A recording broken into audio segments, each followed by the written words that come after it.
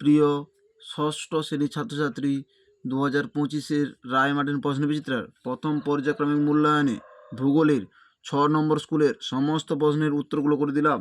6 নম্বর school, প্রাচীনকালে নাবিকরা উত্তর দিক ঠিক করতেন ধ্রুবতারা পর্যবেক্ষণের মাধ্যমে। Option D. পৃথিবীকে নীল গ্রহ বলা হয়। Option C. পৃথিবীর পরিধি প্রায় 40,000 কিমি। তোমাদের যে 4টে অপশান রয়েছে, এই 4টি অপশানই হবে না, উত্তর হবে 40,000 কিমি। পৃথিবীর উচ্চতম স্থান হলো হিমালয়। Option A. নিরক্ষরেখার দক্ষিণে 23.5 ডিগ্রি দক্ষিণ অক্ষরেখার অপর নাম মকরকান্তি রেখা। Option B.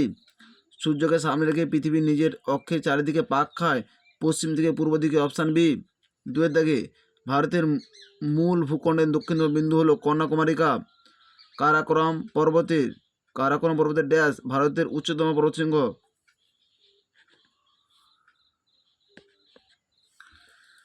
কারাকোরাম পর্বতের দ্বিতীয় ভারতের উচ্চতম পর্বতশৃঙ্গ। কারাকোরাম পর্বতের দ্বিতীয় ভারতের উচ্চতম পর্বতশৃঙ্গ।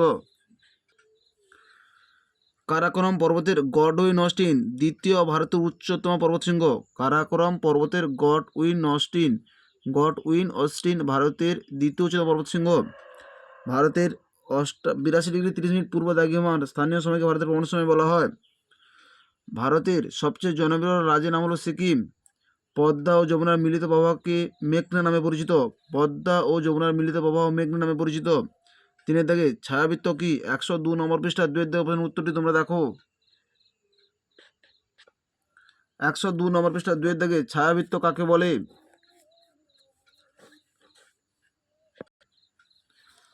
হিমবাহ কাকে বলে? উদাহরণ দাও। 251 নম্বর পৃষ্ঠা 3-এর দাগে উত্তরটি তোমরা দেখো।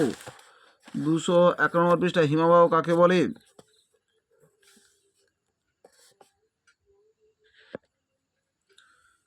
ভারতের প্রতিবেশী দেশগুলির নাম লেখো। 229 নম্বর পৃষ্ঠা 3-এর দাগে উত্তরটি তোমরা দেখো। ভারতের প্রতিবেশী দেশগুলির নাম 229 নম্বর পৃষ্ঠা 3-এর দাগে উত্তরটি তোমরা দেখবে। উপত্যকা ও গিরিপথ বলতে কি বোঝো? 250 নম্বর পৃষ্ঠা 1-এর দাগে এবং 2-এর দাগে উত্তরটি তোমরা দেখো। 250 নম্বর পৃষ্ঠা 1-এর দাগে উপত্যকা ও 2-এর দাগে গিরিপথ কাকে বলে এবং উদাহরণগুলো তোমরা অবশ্যই উল্লেখ করবে। 4-এর দাগে, অক্ষরেখা ও দাগিমার মধ্যে 3টি পার্থক্য। 76 নম্বর পৃষ্ঠা 4-এর দাগে প্রশ্নের উত্তরটা তোমরা দেখো। এই প্রশ্নের উত্তরগুলো আগের স্কুলে দেখানো আছে, তোমরা একটু দেখে নিও। গ্রহের 3টি বৈশিষ্ট্য লেখো।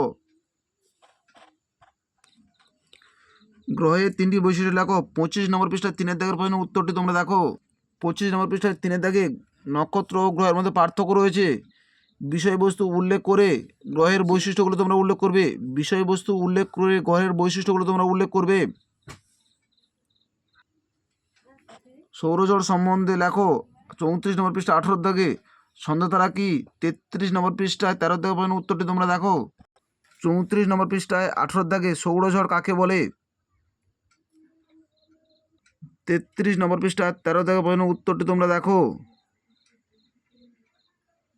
33 নম্বর পৃষ্ঠা 12-এর দাগে, সন্ধ্যাতারা কখন কোথায় দেখা যায়? 33 নম্বর পৃষ্ঠা 12-এর দাগে উত্তরটি তোমরা লিখবে। পৃথিবীর প্রধান 3টি অক্ষরেখার মান ও নাম লেখো এবং চিত্রের সাথে তাদের অবস্থান দেখাও। 70 নম্বর পৃষ্ঠায় 3-এর দাগে উত্তরটি তোমরা দেখো। 70 নম্বর পৃষ্ঠা 3-এর দাগের প্রশ্নের উত্তরের ছবিটি তোমরা ভালো করে দেখো। গঙ্গা নদীর গতিপথ সম্পর্কে বর্ণনা করো। 242 নম্বর পৃষ্ঠা 6-এর দাগে উত্তরটি তোমরা দেখো।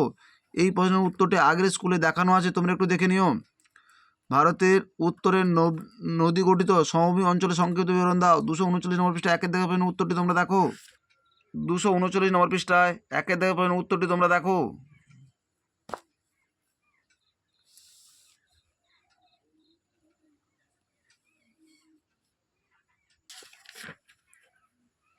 সিন্ধু নদীর তীরে গড়ে ওঠা 2টি প্রধান শহরের নাম। সিন্ধু নদীর গতিপথ বর্ণনা করো। 243 নম্বর পৃষ্ঠা 8-এর দাগে উত্তরটি তোমরা দেখো। 243 নম্বর পৃষ্ঠায় 8-এর দাগে উত্তরটি তোমরা দেখো।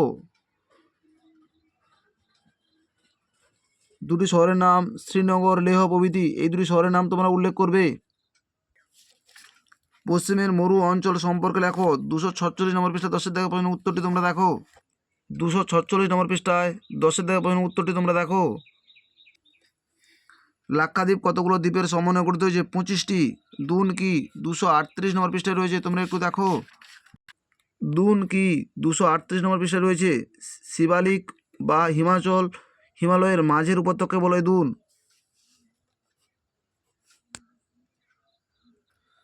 আমাদের ভিডিওটি যদি তোমাদের ভালো লেগে থাকে তাহলে তোমরা লাইক করো, শেয়ার করো। আমাদের চ্যানেলে নতুন হয়ে থাকলে চ্যানেলটিকে সাবস্ক্রাইব করে পাশে থাকা বেল আইকনটিকে ক্লিক করো। আমাদের ভিডিওগুলো আপলোড হওয়ার সাথে সাথে সবার আগে তোমাদের কাছে পৌঁছে যাবে।